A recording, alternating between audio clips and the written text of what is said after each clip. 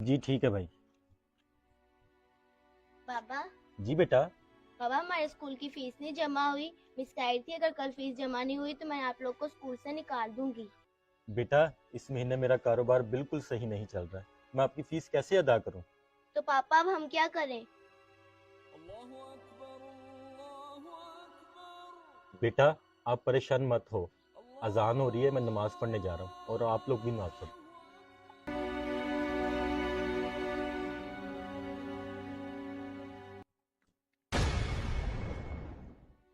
बेटा, ये पैसे तुम्हारे पास कहाँ से आए? पापा वो बच्चों, मैं ले आया तुम्हारी फीस के पैसे। अरे वाह पापा।